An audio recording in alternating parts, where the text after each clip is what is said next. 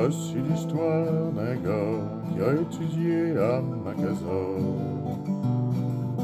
Se demandait ben ce qu'il faisait là.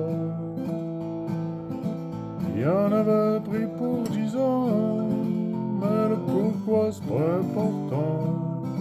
Ce qui compte, mes chers amis, c'est ce qu'il allait faire de son temps. C'est écrit dans son plan qu'il faut qu'il aille se faire chier sur le banc, devant un grand tableau blanc. Ça y rappelle pas de bons souvenirs, c'est là qu'on l'a détruit enfant. Quand on te dit que t'as pas d'avenir, difficile de pas croire les grands.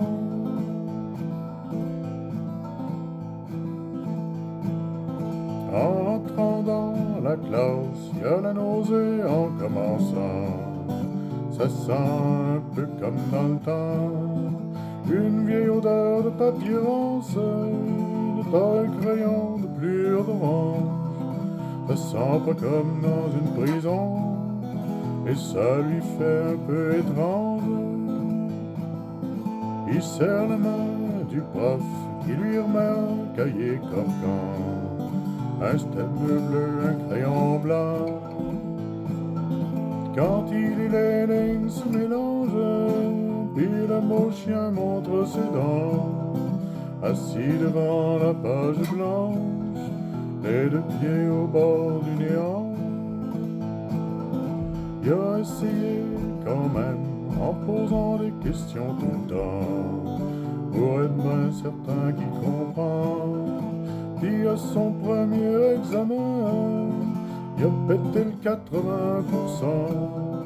Pour la première fois de sa vie, on disait qu'il était brillant.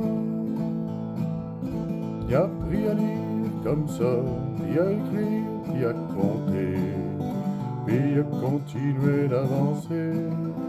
Puis un peu avant de sortir, il en donnait un bout de papier qu'il rendait libre de choisir ce qu'il allait faire comme métier.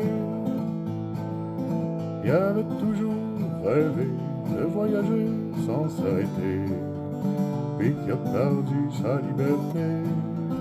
Quand il est sorti en transition, il a appris à chauffer des camions, et c'est comme ça qu'il a pris la route le jour de sa libération.